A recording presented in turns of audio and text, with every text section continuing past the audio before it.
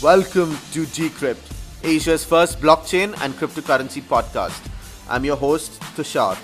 Each week, we take a deep dive into the Asian blockchain scene with investors, technologists, and industry insiders. Go to decrypt.asia to subscribe to our newsletter and follow us on Facebook, Twitter, LinkedIn, and Telegram to join in the discussions. Hello, folks. Today, we will be speaking to Gaurang Torvekar, CEO and co-founder at Indorse, a decentralized professional social media network on the Ethereum blockchain. Gaurang has a diverse range of tech and entrepreneurial experiences. His interest in blockchain led him to co-found Attores, a smart contract as a service platform. Leveraging on his network and learnings from Attores, Gaurang launched Indorse, which completed an ICO in September 2017, raising $9 million. Apart from his work commitments at Attores and Indorse, Gaurang is also quite active in the blockchain community and is one of the organizers of the Singapore Ethereum meetup. Welcome to the show, Gaurang. Hey Tushar, thanks for having me here. So before we dive into the problem that you and Indorse are solving, I want to talk a little bit about your journey in the blockchain ecosystem. When did you first hear about blockchain and get introduced to this space? I first heard about blockchain back in 2011. That was through Bitcoin actually. So in 2011, I tried to mine Bitcoin on my laptop. And it was actually quite late at that time and I couldn't mine any Bitcoin. So I gave up on it for a while. But when Ethereum came out, the white paper came out and Ethereum was just launching, I started writing smart contracts. So that was back in April 2015, I think, just before Ethereum came out. And that's when I got interested, So in Singapore, there was the first Ethereum meetup at that time. And Vinay Gupta was talking here. So that actually made me quite interested in the blockchain space and what Ethereum could do, because Vinay Gupta actually painted a really great picture of, automation and cryptocurrencies and all that kind of stuff. So through that, I also got involved in the Ethereum meetup right from the second meetup. I have been organizing the meetup, trying to help the community grow in Singapore. Through that, later I started another company called Attores, where we were doing smart contracts as a service. So you must have heard about SaaS models, which is software as a service. But here we gave it a little spin and we came up with smart contracts as a service. So in Attores, we have been working mainly on digital certificates on the blockchain. So last year, we did a project with Neon Polytechnic, which is a university in Singapore. And they have issued 500 diplomas on the blockchain, on the Ethereum blockchain. So through Attores, again, I got to know more about the technology, the business, and how blockchain can be applied to real life scenarios. And just before that, I also wrote my prenup on the blockchain. So before me, people had written their marriage certificates, but I thought, okay, let's do something new. And I actually wrote my prenuptial agreement on the blockchain. I got some price out of that. So yeah, through all these experiments, all these involvement in the community, my experience through Attores, it led me towards Indorse. So we started working on Indorse last March or April, wrote the white paper. Then again going forward in August, September, we did an ICO. And as you said, we raised $9 million at that time, all in Ether and some in Bitcoin. And yeah, we are here today talking with you. Yeah, that does sound like quite an exciting journey. I think especially the bit about your prenup, I think that kind of caught my attention. So do you know if this is a common practice? You must be one of the first people in the world to have your prenup on the blockchain. Yeah, exactly, man. So several people had put their marriage contracts in either the Bitcoin blockchain or Ethereum blockchain as well. But yeah, I was the first one to actually put my prenup on the blockchain. Again, it's not like a legal document. It's a fun document. So, we have to go on a date night every 15 days or I need to watch Seinfeld before she watches Walking Dead with me. All these kind of funny stuff. Yeah. Yeah. Very interesting. So you mentioned three of your major commitments at the moment, and I'll go through them in chronological order. So you mentioned Attores, the smart contract as a service platform, the Singapore Ethereum meetup, as well as Indorse, the professional network. So I want to talk about each of these one by one, and we'll go chronologically. How did Attores come about, and what exactly were you trying to do with this project? Yeah, so back in 2015, my co-founder David Moskowitz, he had sold his first Bitcoin company called Coin Republic. It was one of the first few Bitcoin exits in Singapore. After that, I met David in one of the Ethereum meetups. We got together, we started discussing what we could do in the blockchain space with this new technology called Ethereum. And then we kept brainstorming, and finally we found out a problem where we could actually apply our skills, both my skills as a technologist and David's skills as an entrepreneur and a business guy. So that's how we started Attores. We wanted to start writing smart contract templates, and it was basically just to write smart contracts and to make some business out of it. So that's how we started Attores. And so I understand that Attores is still a running company. Do you have plans to keep working on developing Attores, or are you focusing on the clients that you had and spending more of your time and resources on Indorse? Yeah, you're right. Currently my complete major focus is on Indorse. At Attores, we worked with Neon Polytechnic last year, and currently it's kind of like a maintenance contract. So that's all I'm doing there. If we get more business, we'll see. If we get more projects, we'll take a judgment call at that time. But yeah, currently main focus is on Indorse. So moving on to the Singapore Ethereum meetup, you've been involved in the community since the very beginning. When exactly did the meetup start? It started in mid of 2015, I would say. That was a very small meetup at that time. So I still remember the second or third meetup, I think. We were like 4 or 5 people sitting in a bar in Singapore. It was just the three initial blockchain companies in Singapore. It was us at Attores, guys at Digix, and some guys at Otonomos, which was one more blockchain company in Singapore. The community has grown like crazy right now. Singapore is one of the third largest Ethereum meetups in the world, after I think New York and London. And any given meetup, even if you post it like 1 or 2 days before, at least 70 or 80 people show up for that. And when you have big names like Vitalik, people literally have to stand at the door and act as bouncers, because so many people want to come in. So many people start crowding the venue. Yeah, we have to do crowd control there. I can imagine, yeah. For the benefit of our listeners, could you tell us a bit more about the kind of atmosphere that is there at a typical meetup? What is the demographic of the people that come, and what are the topics that are discussed about?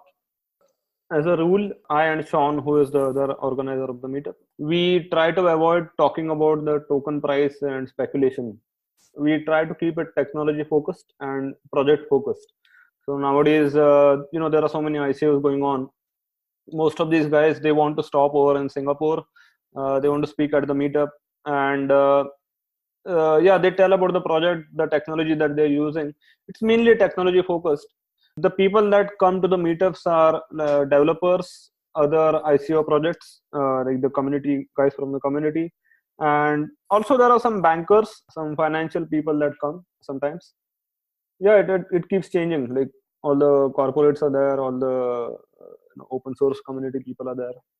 Yeah, it sounds very interesting, and Singapore does look like it's a hotspot for ICOs, and it makes sense that it's one of the top 3 or top 4 leading meetups globally. Yeah. I want to finally move on to what I presume takes most of your time and energy. For the benefit of our listeners, could you tell us what Indorse is trying to do? Sure, man. At Indorse, we are building a decentralized professional network. So you could compare Indorse with LinkedIn, but like a LinkedIn on the blockchain. So we are trying to solve 3 major problems. With current social networks, you don't own your data. So you give up the control over your data to these guys. They can do anything they want with it. They can manipulate the data. I'm not saying that they actually do it, but they could as well do it. Second thing is that these networks, these companies, they can monetize your data. Every like, every share you do, you're making a lot of dollars for them. But as a user, what do you get out of it? And third thing is about skills, about validations in general, right? So on LinkedIn, I could say anything today. I can say that I went to Harvard or I created Ethereum. People who don't know me, people who don't know Ethereum, they will have to take me at my face value, or they will have to go and do extensive background checks on me to make sure that I didn't go to Harvard. At Indorse, we are trying to solve all these three problems using blockchain technology and tokenization models. Now, first of all, your data is completely on a decentralized stack, which includes not only Ethereum blockchain, but also other identity providers like Civic, which works on RSK, which is a Bitcoin kind of blockchain. And at the bottom, you also have a decentralized database. We are using BigChain DB right now. And we are also using IPFS, which is like a decentralized file storage system. Secondly, the users can monetize their data, their activity on the platform.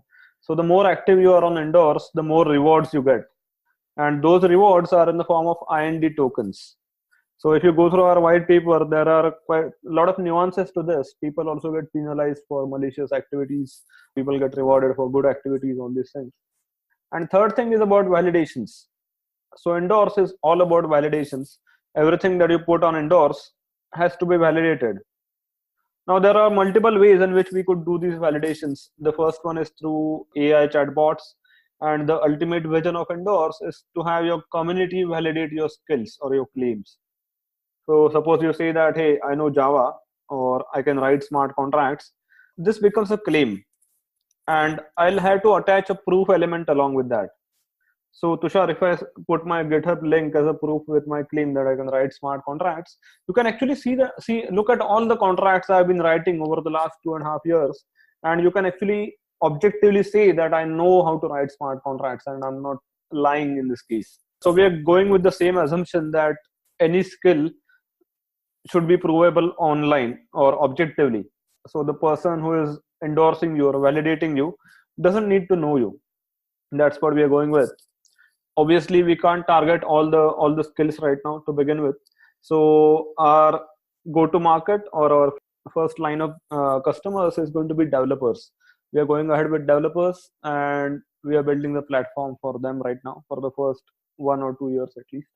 Makes complete sense. You'd mentioned your token IND, and I want to dig a little bit into that. But before that, I want to understand your motivations and drivers behind starting Indorse. What made you come up with the idea of Indorse? Was it a personal experience that motivated you to launch a professional social media platform, or did you feel that there was a market need for a professional network with better skills validation and data ownership? Yeah, that's a great question actually. So this entire journey of Indorse, it started actually from Attores. So when we were working with Neon Polytechnic, at that time one of the KPIs was that students should be able to put their certificate links on LinkedIn. People could do it in the beginning, but as we were approaching the project or completing the project, one fine day LinkedIn suddenly came and changed their entire algorithm and UX. So now there are 2 or 3 additional steps before you could actually put the link to your certificate on LinkedIn.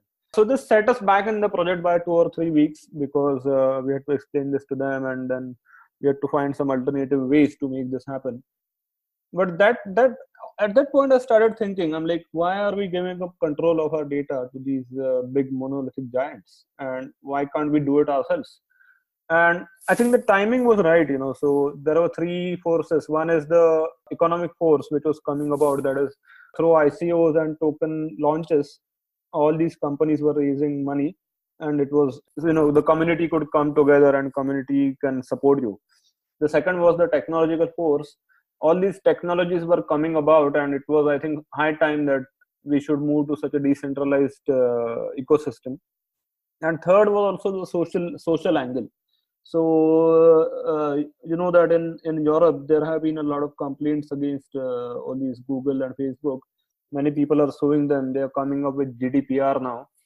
And I think all these 3 forces combined, I think we are at the right time to start Indorse and do like a complete revolution on the existing social network.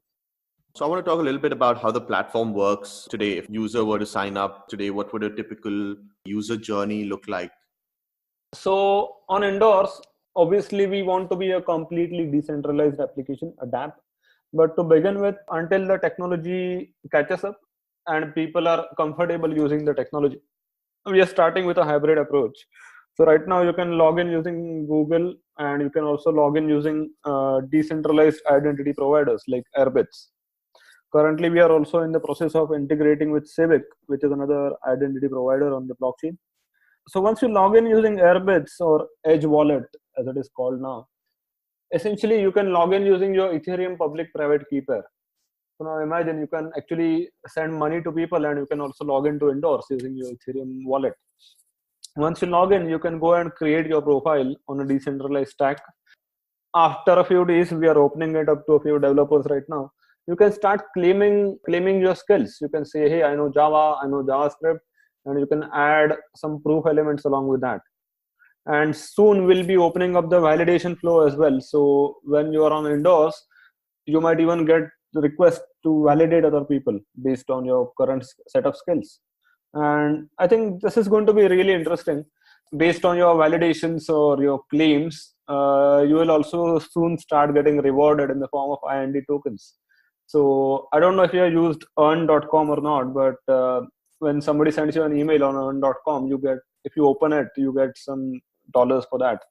And I think that concept is really powerful, because as we spend more time on the platform, we start getting more and more rewards from that platform. And I think that's where we will stand out as Endorse. I actually have signed up for earn.com, and I keep getting emails from them, but I haven't actually tried to do any of the work or help market any of the ICO. Most of the emails that one receives is at the moment for marketing of ICOs, but I haven't gotten around to getting deeper into how Earn works and what their vision is. But I do follow the founder quite actively on Twitter. He has some strong opinions and some interesting opinions. No, see that is completely true. So, but when you start using, there's on the current design on the dashboard, left hand side they have your balance or your account or something.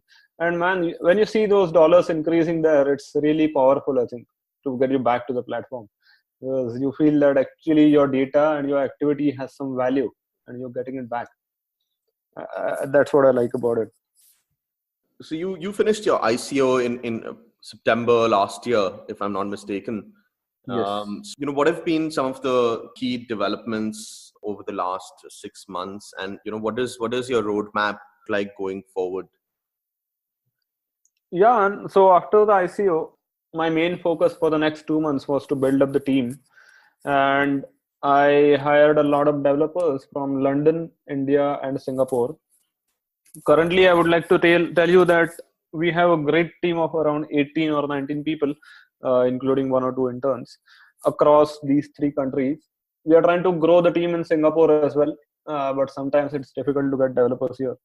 But yeah, in November, we launched an MVP where people could create their profile on a decentralized stack, which includes the BigChain DB as well and IPFS. Currently, right now, we are focusing on 2 main areas. One is the skills validation, the claiming process, as I told you. There's some MVP about that. We are opening it as a private beta to some developers, around 100 or 200 developers.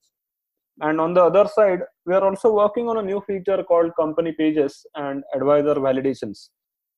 So, there's a big problem right now in the industry where so many, every day there are at least 3 or 4 new ICOs happening. Some of them are scam ICOs. They add non-existent advisors, or they add some advisors that are not actually advisors to the company, team members. So I was speaking with, I think, John McAfee 2-3 weeks ago. He said that he got one ICO request where none of the team members actually existed and none of the advisors actually existed. So we are trying to solve that problem using a simple and elegant solution. We have a connection smart contract. As a company, when I'm adding an advisor, I send a request to the advisor in the smart contract. And on the other hand side, advisor can just consent to being an advisor. So essentially, when you add a new advisor on your company page, either on Endorse or on Endorse, you'll just see 2 transactions. And these transactions will actually prove that the advisor has consented to being an advisor. This concept can be applied later to their team members, to partnerships with other companies, and I think this can be really powerful to weed out the scam ICOs in the ecosystem. Yeah, definitely. I think it does sound like a powerful way to gain some credibility in the wider global ecosystem as well. Yeah. I want to talk a little bit about your ICO journey. So it's almost been 6 months since you finished your ICO, which in the crypto world feels like almost half a decade. Do you have any learnings or advice for some of our listeners who might be trying to do their own ICO or might be thinking of doing their own ICO? Would you do anything differently today versus what you did 6 to 9 months ago? Yeah, I would do a lot of things differently. I will not pinpoint each of them, but the idea is that right now the space has changed. As you said, it seems like a decade, and I really think it actually seems like such a long time, because when we did the ICO, regulators were just catching up with it.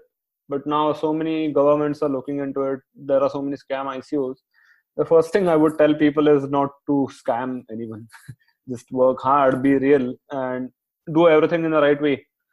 Try to follow the regulations of the jurisdiction in which you're working out of. Having a good lawyer, having a great team, and having a great set of advisors is always beneficial. So yeah, those are my 2 cents. Sure. Before we wrap up, I want to get your outlook on the blockchain space in general. Overall speaking, we're still obviously in relatively early stages. Where do you see it heading over the next couple of years? Are there any particular areas where you have a strong opinion on? Yeah, this is also another good question, Tushar. So I think there is going to be a convergence of technologies. Blockchain by itself is great, but when you combine blockchain with other emerging technologies like AI or IoT, that's when you will start realizing the true potential of blockchain. So now just imagine, just a simple example, right? So you speak with Alexa or Echo, which are the devices in your home, and using blockchain, if the training algorithms of these devices will become more transparent, and you can also use tokenization models, so that what happens is when you're speaking with these devices, you're actually making them smarter because you're training them all the time. They're learning all the time.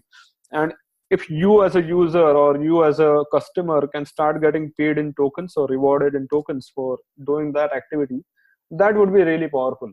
That would revolutionize the entire technology landscape. And I think that's where the blockchain industry is headed.